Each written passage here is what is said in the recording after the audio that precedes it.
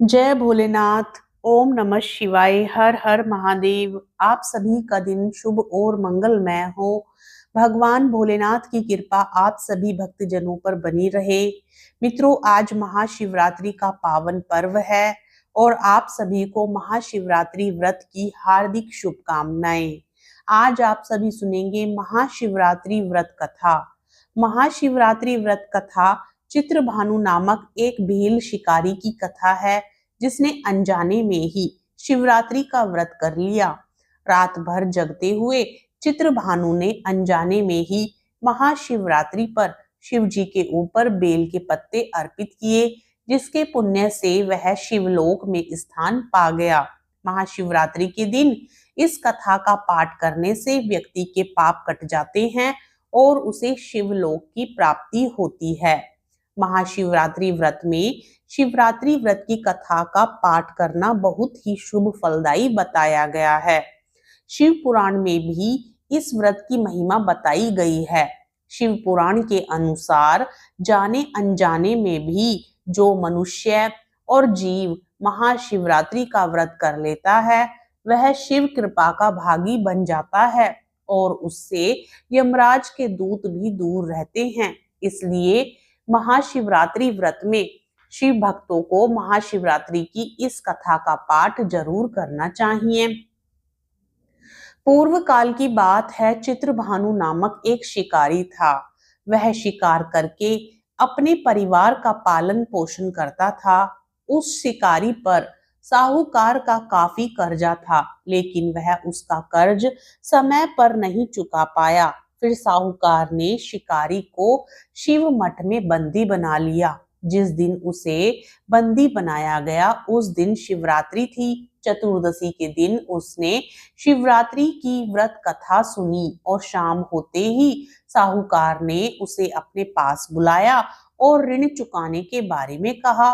उसके बाद वह फिर शिकार की खोज में निकला। बंदी गृह में रहने के कारण वह बहुत भूखा था। शिकार की तलाश में वह बहुत दूर निकल आया। अंधेरा होने पर उसने जंगल में ही रात बिताने का फैसला किया और एक पेड़ पर चढ़ गया। उस पेड़ के नीचे शिवलिंग था, जो बेलपत्र के पत्तों से ढका हुआ था। शिकारी को उसके बारे में जानकारी नहीं थी। पेड़ पर चढ़ते समय उसने जो टहनियां तोड़ी वह शिवलिंग पर गिरती रही। इस तरह से भूखे प्यासे रहकर शिकारी का शिवरात्रि का व्रत हो गया और शिवलिंग पर बेलपत्र भी चढ़ गए। रात के समय एक हिरनी पानी पीने तालाब पर आई। शिकारी जैसे ही उसका शिकार करने जा रहा था, हिरनी बोली, मैं गर्भवती हूँ, शीघ्र ही प्रसव करूंगी।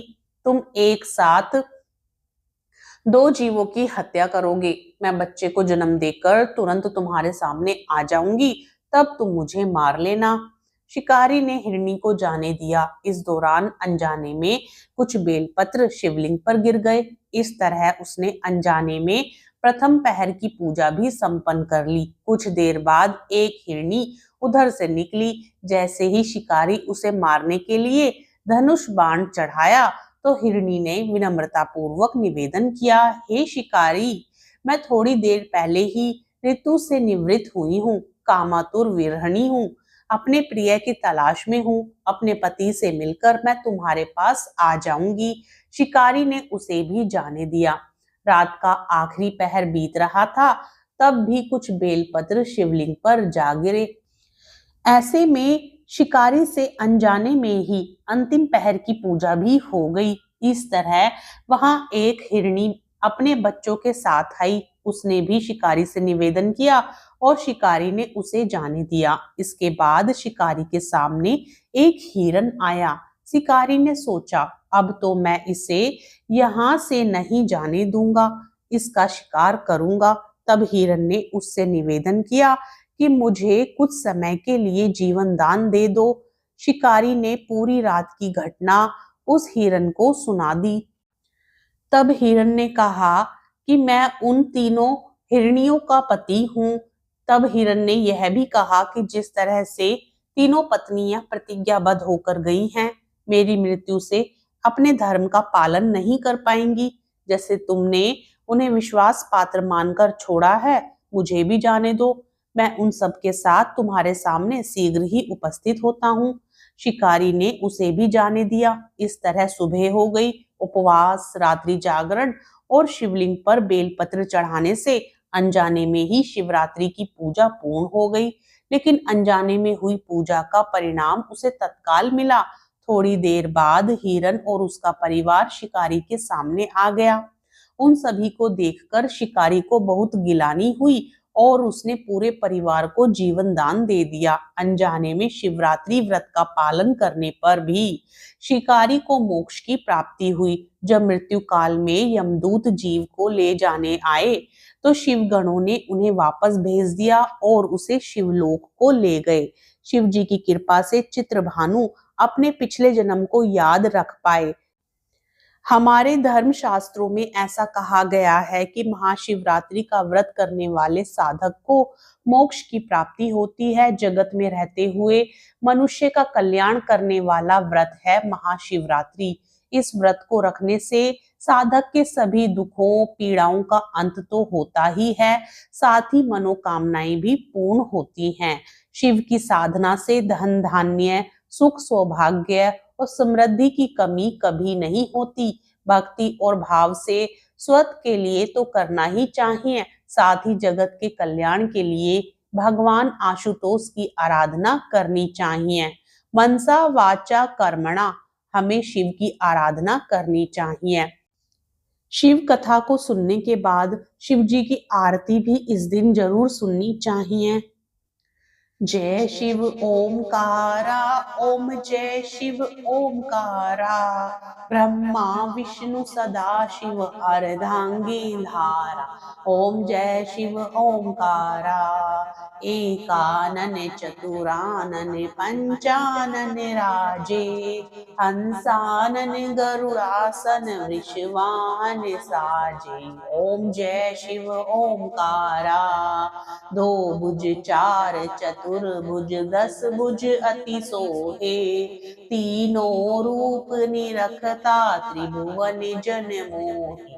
ओम जय शिव ओमकारा, अक्षमाला वनमाला रुंडमाला धारी, चंदन मृग मद सोहे भाले शशिधारी। ओम जय शिव ओमकारा, श्वेतांबर पीतांबर बाघंबर अंगे, सनकादिक गरुड़ादिक भूतादिक संगे। ओम जय शिव ओमकारा, कर के मध्य कमंडलू चक्र त्रिशूल धरता, जग करता जग भरता जग संहार करता। ओम जय शिव ओमकारा, ब्रह्मा विष्णु सदा शिव जानत अविवेका, प्रणवाक्षर के मध्य ये तीनों एका। ओम जय शिव ओमकारा, काशी में विश्वनाथ विराजत नंदी ब्रह्मचारी, नित उठी भोग लगावत महिमा अति भारी। ओम जय शिव ओमकारा, त्रिगुण शिव जी की आरती जो कोई नर गावे, कहत शिवानंद स्वामी मनवांछित फल पावे। ओम जय शिव ओमकारा। जय भोलेनाथ। कथा पसंद आई हो तो वीडियो को लाइक करके चैनल को जरूर सब्सक्राइब कीजिएगा और साथ ही कमेंट बॉक्स में हर हर महादेव जरूर लिखिएगा। जय भोलेनाथ।